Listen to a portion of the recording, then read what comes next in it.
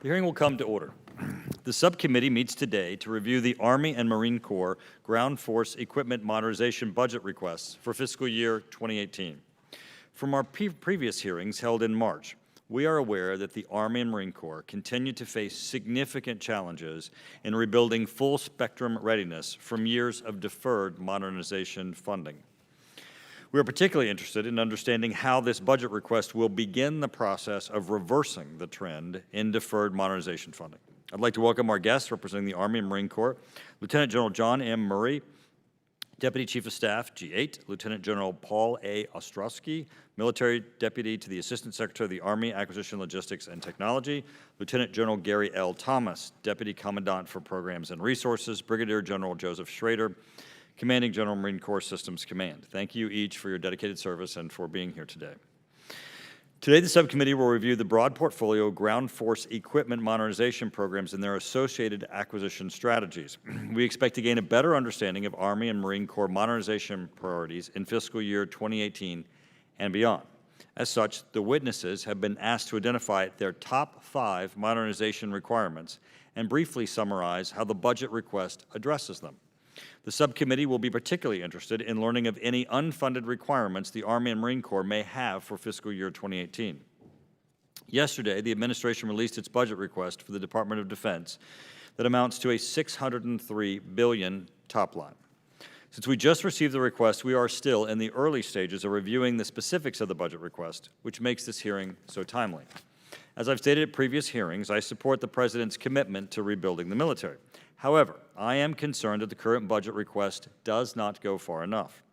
I support Chairman Thornberry's statement and, quote, "The administration's budget proposal for defense is not enough to do what the President said he wants to do.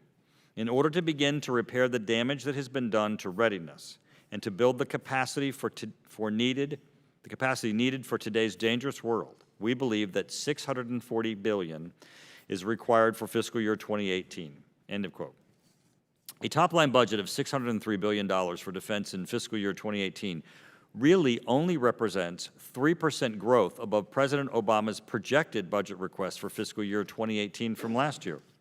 To be fair enough, it does appear that the Army's modernization request, procurement, RTD&E, and the Marine Corps ground equipment procurement request do provide for some improvement over fiscal year 2017 projected levels. The problem is that due to multiple years of underfunding and reduced budgets, these relative modest increases aren't enough to actually reverse the damage that has been done. For example, the request provides the funding necessary to modernize about half of one armed brigade combat team, meaning that the Army is on a path to fully modernize all of their armored brigade teams by 2035, which is a problem.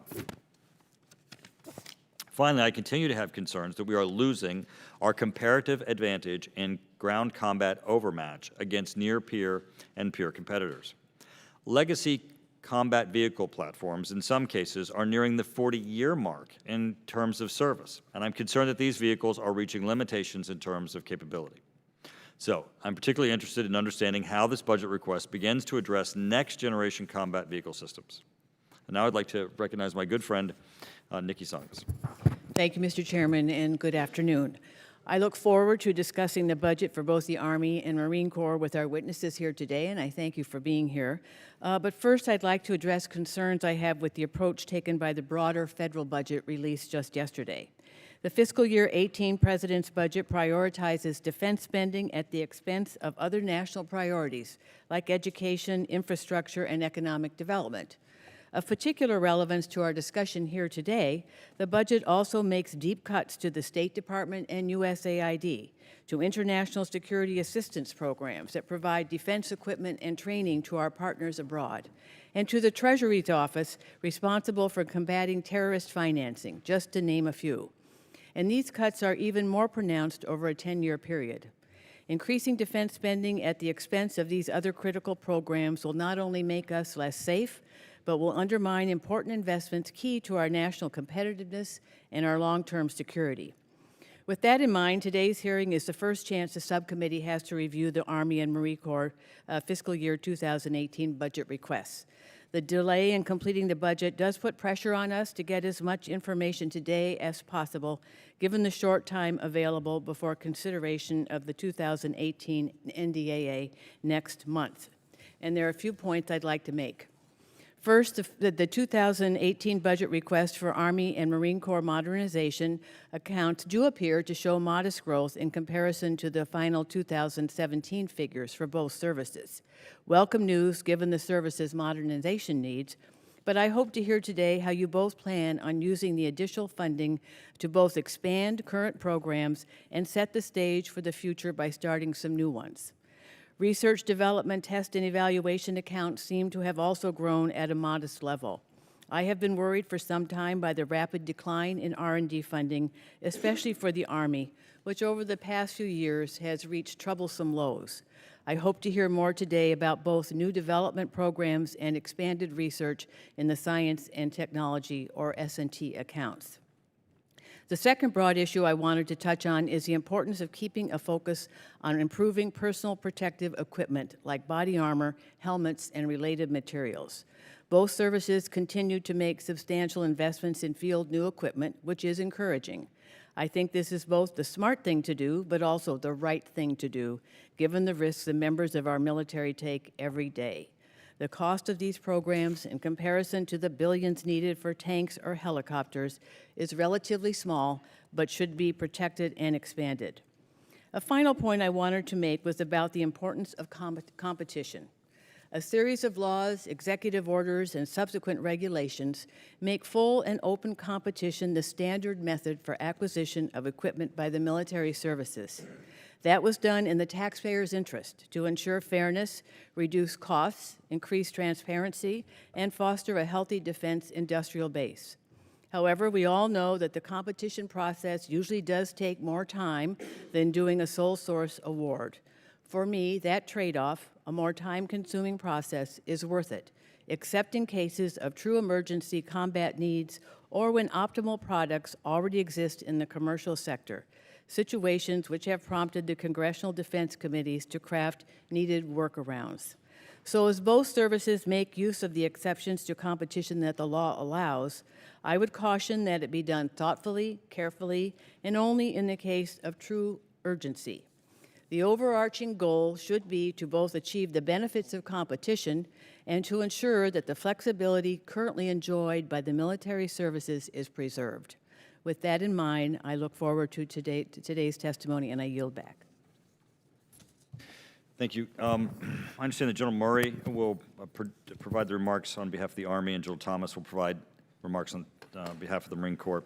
Before we begin, they have projected votes between 4:05 and 4:35. If that's, and then we're going to have like an hour-long votes, and after that's going to be difficult to get members back. If we give each of you 5 minutes, if you can shave off a minute or two there, we're going to go to 3-minute round questions, and I'm going to abbreviate mine, and I think we'll get through everybody if we get to a reasonable time for the vote. So with that, gentlemen, please begin. General Murray. And I'll read fast, Mr. Chairman, so thank you. Chairman Turner, Ranking Member Zongas, distinguished members of the Subcommittee on Tactical Air and Land Forces, on behalf of our Acting Secretary, the Honorable Robert Spear, and our Chief of Staff, General Mark Milley, we look forward to discussing with you the fiscal year 2018 President's budget request for Army modernization. The fiscal year 2018 modernization budget request of $27.3 billion represents a modest increase in modernization. The additional funding sustains but does not significantly advance our modernization efforts. Given today's fiscal environment, our modernization strategy remains to focus on our limited modernization budget on the equipment that will have the greatest impact against near-peer threats and can be in the hands of our soldiers in the near future. For the past 10 years, we have focused on the immediate, providing the equipment necessary for our soldiers to fight in Iraq and Afghanistan, along with incremental upgrades to our existing combat platforms. That strategy, driven primarily by constrained modernization resources, forced us to defer the development of new combat capabilities. We have now reached a point in time where we can no longer afford to do one or the other, improve existing systems or develop new ones. We must begin to do both. We face critical capability and capacity gaps in areas like air and missile defense, long-range precision fires, munitions, the mobility, protection, and lethality of our brigade combat teams, and active protection, to name just a few. We must begin to fill these gaps if we are to credibly deter and, if necessary, defeat a near-peer adversary. These are challenging times. In the end, the security challenges of tomorrow will be met with equipment we develop, modernize, and procure today. Because adversaries will continue to invest in technology to counter or evade U.S. strengths and exploit vulnerabilities, resource insecurity and insufficient force modernization will place the Army's ability to overmatch its opponents at risk. We owe our future soldiers the equipment they will need to fight and win on a very complex battlefield. We urge Congress to provide fiscal stability, funding that is sufficient, consistent, long-term, balanced, and predictable so we can maintain our current warfighting readiness while simultaneously building a more modern and capable force for the future. I would like to thank you and the entire committee for your resolute support of the men and women of the United States Army, Army civilians, and our families, and I thank you and I look forward to your questions. General Thomas? Chairman Turner, Ranking Member Tsongas, and distinguished members of the subcommittee, thank you for the opportunity to appear before you today. I'm honored to represent your Marines and testify on our fiscal year 2018 Ground Force Modernization Program. Your Marines continue to be in high demand from all our combatant commanders around the world. There are 4 deployed, engaged on land and sea, and ready for crisis response. As a result, we must constantly balance between capability and capacity, between current operations and future operations, between steady state and surge readiness, as well as between low-end and high-end operations and training. Our role as America's Naval Expeditionary Force in readiness informs how we man, train, and equip our force. It also drives how we prioritize and allocate the resources we're provided by Congress. While today's force is capable and our 4 deployed forces are ready to fight, we've been fiscally stretched to maintain readiness across the breadth of the force. Our fiscal year 2018 budget request builds on the additional funding received in the fiscal year 2017 omnibus appropriation and begins the deliberate effort to fix readiness for today and tomorrow. Modernization is central to addressing near-term readiness and foundational to building the Marine Corps of the 21st century. It includes the replacement of legacy systems with new ones, such as the Amphibious Combat Vehicle, Joint Light Tactical Vehicle, the Ground-Air Task-Oriented Radar, the Common Aviation Command and Control System, and the CH-53K King Stallion. 5 key modernization efforts supporting how we're going to operate, fight in the future. Modernization also includes changes to the structure of our tables of equipment that we continue to incorporate lessons learned from the battlefield into equipment sets that balance affordability with the need for a networked, mobile, and lethal expeditionary force. And it includes the insertion of technology into current capabilities, including such efforts as developing active protection systems, long-range precision fires, and unmanned aircraft system capabilities. The Marine Corps must begin to rebalance and modernize for the future, creating a 5th-generation multi-domain force with overmatch that can deter and, if necessary, defeat a highly capable near-peer adversary. However, an unstable fiscal environment creates inefficiencies, disrupts our planning, and directly challenges our current and future readiness. With your help, we can begin to overcome these challenges and ensure that the Marine Corps is well postured for the 21st century. Again, thank you for the opportunity to appear before you today. I look forward to your questions. Excellent. Thank you, gentlemen. Well, to get us jump-started, I'm going to ask 3 quick questions that I believe you can both answer yes to, which will get us moving. And so let's see if I'm correct. Obviously, we're concerned about the pace of modernization. If additional funding were provided, could you accelerate Armored Brigade Combat Team modernization? General Murray? Absolutely. General Thomas? We could accelerate key modernization programs, yes. Great. Second yes question. In your professional opinion, are changes to the current cluster munitions policy required to address current Army requirements and emerging threats? General Murray? I'm not sure I completely understood the question, Chairman. We're very concerned about the policy that concerning cluster munitions, which is going to impact your operations, your ability to utilize them.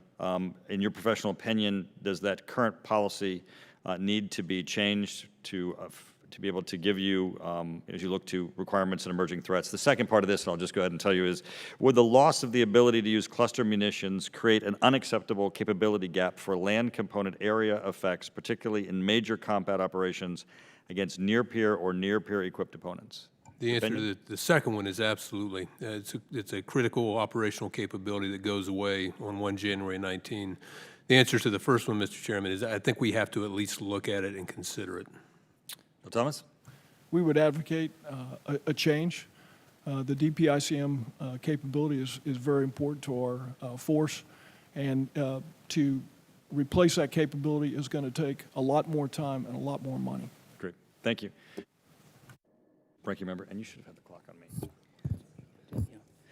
Thank you, Mr. Chairman. I'm pleased that both services have ongoing efforts to improve the fit and function of female personal protective equipment as the number of women serving in both the Army and Marine Corps continues to increase, and it's something we talk about often here.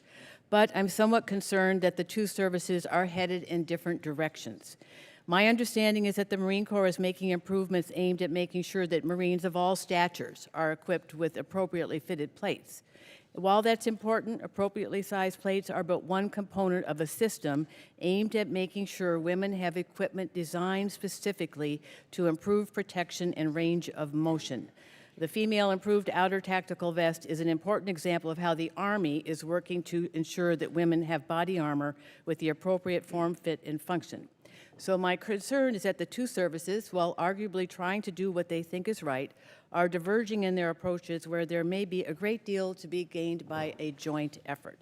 So General Ostrowski and General Schrader, would you both talk about what you're doing in this area within your services and how it differs from the other service and why that's the case? So General Ostrowski. Ma'am, thank you for the question. I will tell you that I think you're very well aware that the Army has not only sized body armor for our males, 11 different sizes, but also for our females, 11 separate sizes with respect to body armor.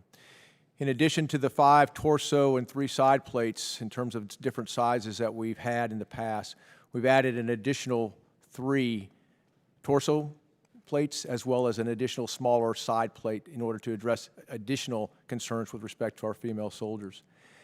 Our next generation soldier protection system, which will consist of about 121,000 systems for the folks, our soldiers that are on the leading edge in terms of engaging with and closing with the enemy in a close fight, will also include sizing for women. This is important based on where we've gone in terms of the Army and females' ability to serve within our infantry and armor forces. In addition, we will have 8 total sizes for the soldier protection system. This sizing is based on human factors design that we have done in conjunction with the Marine Corps. And the 8 sizes, again, fit not only our male soldiers, but are designed to fit our female soldiers based on the addition of the new plates, as well as the scalable torso protection system that we have. We'll go to General Schrader now. I'll give you a quick time to respond. Maybe if you need more time, put it in the record later. Go ahead. Yes, ma'am. So I think General Ostrowski said it exactly what we're doing too. We are working with the Army on our new plate carrier that we're getting ready to field. As far as the plates are concerned, we're buying the same plates as the Army. So yes, ma'am, we're working with the Army and moving forward. Well, the Army has done some wonderful things. So not only the outer tactical vests, but they've better designed female protective undergarments, ballistic combat shirts, and I would encourage the Marines to take a look at that full suite of investments. Mr. Cook. Thank you, Mr. Chairman. First of all, I want to thank the Marine Corps for inviting us to the parade a couple of weeks ago. I have not dried out yet, and I've got cases of immersion foot and jungle rot, which goes back 50 years ago to when I was in Vietnam. But anyway, a couple of systems which I'm really impressed on. The trophy system that you're looking at that. Thank God that you're taking a look at that with the development of the T-90 and everything like that. The Marine Corps, I know, is bringing on the new 81 Mike mortar. Not new, but the munitions. Can you just give me a quick heads up on that, what's going on that? Congressman, we're looking at the ASERM round, which gives you, the extended range for the 81 millimeter mortar. That is in technical demonstration right now, but we're paying close attention to that. Yeah, as that goes along, I'd be really interested in that. The other thing I wanted to address real quick, and everyone's aware of the RAND study. We're worried about long-range fires. The chairman talked about some of those things on that. We're concerned, at least I am, on HIMARS, whether we have enough ammunitions, the systems that, that unclassified portion of it, 60 hours to be in Tallinn and or Riga. If you could just briefly, anybody, how you looked at that, because I know it's got everyone's attention, and some of your systems addressing that, because I think that's an important part of the budget, the way it stands right now. Yes, sir. So, Congressman, fire structure is part of the growth that we will experience in 18 with what we were granted in terms of the growth of the active component to 476. We thank you, because it's just not the munitions, it's also the HIMARS and MLRS to shoot it, correct. And then we have a program going right now called Long Range Precision Fires. There's about $102 million in the base to take 2 prototypes into demonstration in 19. In addition to that, we are also SLEPing, Service Life Extension Program, on our ATACMS missile to make sure we've got the inventory. And we're also working to double the range of the GMLRS missile as well. Great. I'm rushing real quick. By the way, I was just out of Fort Irwin. They did a great cyber exercise. Some of these kids, I mean, they're right out of Star Wars. They're talking about some of the gear coming right off the shelf, and very, very impressive. The one thing that bothered me a little bit was the Miklik, the mine going out with, this is 50 years ago, we were doing the same thing with the C4, the dead card that goes out there. Of course, I'm looking for something much quicker, and I'm wondering if there's anything in the works, and that's my last question. I yield back after that. There is not. It's anything in the works to replace that currently, sir. Okay, thank you. Mr. Langevin. Thank you, Mr. Chairman. I want to thank our witnesses for your testimony, and thank you all for your service to the country. General Ostrowski, the Army's budget request shows $37 million for a leader and follow ground robotics effort that would allow, in theory, unmanned cargo trucks to follow a single truck driven by a soldier. Elsewhere in the budget request is a larger $70.8 million effort that is spread across 7 different projects, including a squad multi-purpose transport, which appears to be a small cargo-carrying robot, and the common robotic system, which is a man-packable, less than 25-pound ground robot with various sensors, and a soldier-borne sensor, which is a very small handheld UAV. Could you please give us some details on these efforts and how they all fit together? And there's rapid progress in the commercial world on ground robotics. What year will the Army field its next generation of robots like the ones described in the research and development request? For example, when will the Army field a cargo or intelligence collection ground robot? And then finally, does the Army have any demonstrations planned to open up this area to commercial robot companies? Sir, the Army has got a multifaceted approach to getting after ground robotics, and the Chief is leading the charge. He is all about ensuring, as we all are, that soldiers are not put into harm's way unnecessarily. The first of those efforts is the S&T effort that you talked about, leader-follower, which is in the S&T realm at the Army's Tartic location now. The intent is to create the capability for a leader vehicle, truck, that could be followed by other additional carrying capability that will go from port to a base. Again, not off-road, but along highways. This takes into account the ability for us to use commercial technologies that have been developed and to leverage those particular technologies. With respect to the SMIT that you talked about as well, the squad robotic capability, ability to move 1,000 pounds worth of equipment. Our ability to do that is based on our acquisition strategy of going through other transactional authority to get vendors to come in to provide papers on how we can get after that particular capability, take that down select to about 10, have them provide prototypes, and take those prototypes into test. Following the test, we'll down select about 4, and between the period of 19 to 20, we will then place those 4 standard types into the field for evaluations on behalf of our soldiers that will lead to a decision by 2020 to make a call as to whether or not to field or not to field that particular capability. Okay. Mr. Kelly. Thank you. Thank you, Mr. Chairman.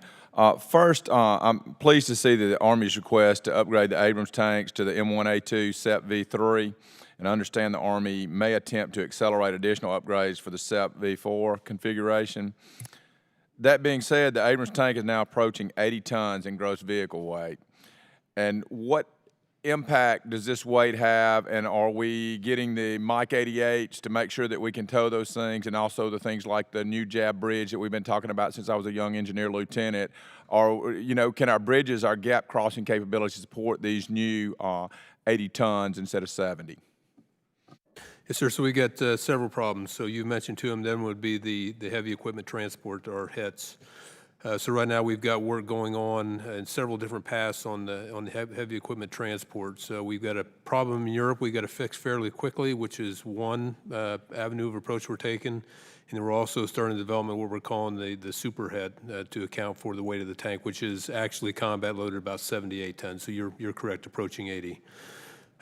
With the bridges, we've got our engineers doing some work right now that it really comes down to the strength of the pins and the scissors is the weak point of that bridge. We can cross it right now, but only at caution crossing, which is basically walking speed. So we're working on the strength of the pins to try to save the bridges we've got and then increase the pins, or increase the strength of the pins. And then you mentioned the Hercules. We also have an upgrade of the Hercules in works, RDT and East funding in 18, and then actually going to development of allowing the Hercules to do a single vehicle recovery. And I just ask that you pay real close attention to that, and we've got to have those upgrades in time to have them on the battlefield. And it's not just those force multipliers, but it's the things like our ISR capabilities, are we up to range? It's the range on our artillery systems and our rocket systems as compared to our near peers. I mean, it's a total force, and you got to bring every force multiplier. So I ask both the Marine Corps and the Army to make sure that we get overmatched, because it's about rate of fire and standoff. And if you got those two things, you win. If you don't, you lose. So please focus on that. And then the other thing is for both of y'all on the aviation standpoint, I know the Army and especially the Army and the Marine Corps have our ITEP engines to make sure that we've got the increased capabilities for our rotor wing assets. Does that continue to be a top priority for both the Army and the Marine Corps? It does, Congressman.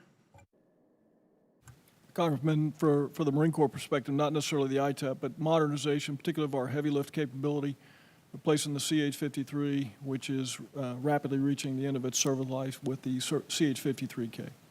And thank you, because that engine life and the lift power creates both, cost, but also life-saving and safety issues. And with that, I yield back, Mr. Chairman. Thank you, Gallego. Thank you, Mr. Chairman. We kind of hit on this earlier, but I'd like to go a little more in depth regarding standoff ground fire capability. It's an area where we may be deficient versus our competitors on the Russian side, especially when it comes to anti-armor capability. What are the Army and Marines doing to consider building the long-range ground fires capability? Please include any anti-armor or sensor fuse capability as part of that answer. When you say long range, I assume you're talking the missile delivered fires? Missile or artillery, or Okay. So, Congressman, we're working LRPF, as I mentioned before, which the targeting about 499 kilometer range on that, which is current ATACMS is 350, limited only to 499 because of the INF treaty, and we're working to double the payload, so 2 per pod as opposed to 1 per pod, which is an automatic way of doubling your force structure. We are working right now with 2 foreign governments on the potential of buying centrifuge munitions to put on both the GMLRS and the ATACMS, and we're working with Dr. Roper and the SCO really on some cannon-delivered munitions that would be an effective anti-armor capability. Congressman, the way that we're getting after the long-range precision fire challenge is we're increasing capacity. We're with the growth to 185K, we're going to stand up an additional HIMARS battalion. In the FY18 request, we're continue to purchase additional munitions, and we work very closely on the innovations that the Army is proceeding with that General Murray just described. In the meantime, what are the plans to retain or replace the capabilities affected by DoD's cluster munitions policy in Europe and other key operational environments around the world, or at least temporarily? Congressman, the plan right now is to service life extend our ATACMS missiles from a cluster munition back to a unitary. We also have height of burst capability that we've also proven on that particular missile system and just recently tested to good effect. So that's the key thing there. With respect to the 155 rounds, our DPC ICMs, the intent there is to, again, use them if we can up until the point of time where we can't, and then those will be discarded, demilled. We are demilling 155s as we speak, as they've gone beyond their shelf life, but the others still remain in our inventory and are ready. Should the policy change, or should we need them prior to the deadline? Lieutenant General. We're continuing to procure Gimler's alternative warhead to mitigate the challenge that General Ostrowski just described. But it's going to take a long time. We wouldn't get our full requirement until the mid-2020s. Thank you. I yield back. Mr. Bacon. Thank you, Mr. Chairman. I thank all four of you being here. It's great to see my National War College classmate there, General Thomas. I was hoping you could give me your feedback on this perception. As I look out in our acquisition and our modernization, I think that we're going to produce future systems that have overmatch in the air domain, the sea domain. I think feel like I could say the same thing in the space and cyber domains, but I worry about our land domain. When I look at the future weapon systems, I see that our near peers are producing stuff that are at parity or in some cases exceed when it comes to range, rate of fire, and so forth. So is my perception right? Should we be raising the bar on what we're going to produce for our soldiers and Marines on the ground domain? Love to get your feedback. Yeah, I absolutely agree with you, Congressman. And I'm, as I said the last time, I'm talking about a parity type of a guy because it does depend on how you look at the system. And the Army is absolutely trying to do that. And as I said last time, and I said in my opening statement, the last time and this time, is that we're now at the point where it's going to be hard to upgrade our current combat systems to retain that parity. And we have got to start looking at what comes next. The fundamental issue the Army has is when you look at our modernization, we have to prepare, we got to make sure soldiers tomorrow have the best equipment we can possibly provide them. And we've also got to start looking at the future. So you have two different efforts going on. You got upgrading the current equipment, and you've got now, I think, some RDT&E started, next generation combat vehicles specifically, looking at future generation vehicle. You know, I can do RDT&E. The problem comes in procurement. I can't begin to buy a new vehicle until I finish upgrading the last vehicle. And when you got extended upgrade timelines, it becomes one ECP or one upgrade after another. So we've got to, you know, figure out how to shorten that timeline so I can free up the resources to go after the procurement of the next generation tank, air defense system, infantry fighting vehicle. I mean, there's lots of needs across the board. Congressman, we would share the concerns that you articulated. The Marine Corps, a little bit different than the Army, we're a light general purpose force. So we look at, much as the Army does, we look at the entire system together, which is our overmatch comes by our ability to maneuver and the fires that we can bring to bear. That's cannon artillery, it's rockets, but it's also aviation. So that will continue to be a focus. I think much like the Army, we are focused on the individual Marine and soldier in terms of equipment, and my sense is that we're gaining momentum in that particular area. Our vehicles are, just very old, and we've got good programs in place that meets our mission needs. The issue that we have is, the good news is we're getting hotlines now. The challenges that we face have to do with the speed at which we're modernizing that fleet.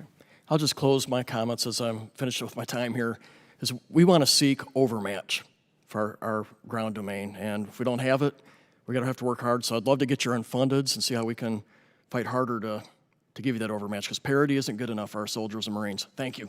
Mr. Carbajal. Thank you, Mr. Chair, and thank you all for being here today. Lieutenant General Murray, in your written testimony, you stress the importance of prioritizing science and technology efforts and gaining understanding of state-of-the-art commercial and academic research in order to field the most modern capabilities to the force in the 2030s. I am aware that DoD and individual services have a number of research partnerships with academic institutions and commercial entities to share expertise and coordinate these efforts, research efforts. Academic institutions like UC Santa Barbara and California Polytechnic State University San Luis Obispo currently participate in Army and Air Force research partnerships through programs such as the University Affiliated Research Center and the Education Partnership Agreement Program. These programs have helped build partnerships between academic institutions, services, and industry experts in an effort to engage in advanced research, ultimately providing our personnel with the best technologies and capability. Lieutenant Generals Murray and Ostrowski, what resources can this committee further provide to help the Army take advantage of the research and technology being done in the commercial and academic sectors? And lastly, would expanding these research partnership programs with academic institutions and commercial sectors assist in identifying cutting-edge research and technology? To answer your first part of your question, Congressman, I think this committee and Congress as a whole have made it very clear to us how important S&T funding is, and that's why we have not, even in declining budgets, reduced our S&T funding. So right now, out of our modernization funds, the S&T budget is about 10% of that, which is a significant chunk of what I have for modernization. We recently just went through a process where we reshuffled some S&T funding away from near-term S&T back into basic research, which is really what you're talking about in terms of getting after requirements, you know, the reach for technology for the 2030s and beyond. And we have partnerships throughout this country. I can think of, I was just down in Arizona State. We have a partnership at Arizona State. We have partnerships all through North Carolina. The ones in California are obviously very, very important to us given the tech base out there. But I can't, and General Ostrowski may come up with something, but we understand the importance of the S&T funding for our future. General Murray, I would agree completely, and I want to thank all members of Congress for the additional $800 million that was placed in the 17 budget with respect to the S&T portfolio. The use of academia as well as commercial marketplace is absolutely essential in getting after leading edge technologies that are filling the gaps that we are encountering on a daily basis. These are extremely important partnerships. There is no intent whatsoever to cut them off, and the ability to expand them is only a function of money. Thank you very much. I yield back. I want to thank our witnesses and our members for the fact that we've had an incredibly efficient sprint of a hearing. We're going to actually make the votes. We have Whitman and Rosen next, and we have Brown, I'm sorry. And how much time is left? It's 11:43 on the clock, so we have plenty of time. Mr. Whitman. Thank you, Mr. Chairman. Gentlemen, thanks so much for joining us today. Thanks for your service. Lieutenant General Davis, I want to go to you. For years, between sequestration and BCA, we've had our ability limited to really provide the necessary resources, I think, in all levels for our men and women in the United States Marine Corps. And I think this year's FY18 budget still falls well short of where we need to be to make up for lost ground from years past. And I want to go to a particular line in this year's budget that I'd like to get your perspective on. The line in this year's budget says this. It says, "This budget reflects hard choices that the Marines made to protect readiness, largely at the cost of modernization and infrastructure sustainment." I believe that budgets need to be driven by strategy, not vice versa. And I am deeply concerned about there being a bill payer for readiness, especially when we look at infrastructure sustainment, modernization. That's like eating our seed corn. To me, that's deeply troubling. Tell me this, if you were to be given additional resources this year, what would the priorities of the Marine Corps be to pipeline those resources to areas such as modernization and infrastructure sustainment? Thank you, Congressman. You know, our priorities are the amphibious combat vehicle, joint light tactical vehicle, the Gator radar, and then aircraft such as the CH-53K and MV-22, and there are others. We Again, as I alluded to, we've got programs in place. You know, additional funding would be used to accelerate those programs. And to your point about sacrificing modernization for near-term readiness, that's something that's been a challenge for us over the past few years. We feel that this request improves on that somewhat. We've increased our ground modernization program by about 60% up to $2.4 billion, significant investment for us. But now it's just a matter about getting out of the old metal as soon as we possibly can. Give me your perspective, too. You talked a little bit about ACV. This year's budget does put some additional dollars into ACV for test vehicles and then 26 low-rate production vehicles for ACV. Give me your perspective about how the Marine Corps came to 26 vehicles as the initial low-rate production number. We've got, we still, this coming year in 18 is where down select, will occur. Mm-hmm. And so once that occurs, then, we anticipate our request to increase. We're actually, the program's doing well. It's on a pretty tight timeline to make the IOC of 2020. Mm-hmm. So it's fully funded. Yeah. We need to do down select, and once we've done that, we can't really accelerate IOC any earlier, but we can accelerate FOC, which would be funds starting next year. Time's expired, Mr. Thank you, Brown. Mr. Chairman. I yield back. Thank you, Mr. Chairman. Both of my questions go to the Army. I'll ask both of them. You can answer it and allocate the time accordingly. One, regarding the mobile protected firepower vehicle program. And the question is, you've got the Bradley fighting vehicle. Why are we going to the mobile protected firepower program? Is it mobility, lethality, survivability? Next question is on the CH-47. Army has a requirement for 14 more of those between the CH-47 and the MH-47 variant for SOCOM. You're only asking for 6. So that's 14. It's a few less than your requirement. What's the impact on the mission, and do you anticipate an impact on your vendor in terms of their ability to keep pace with what you'll eventually need? Thank you.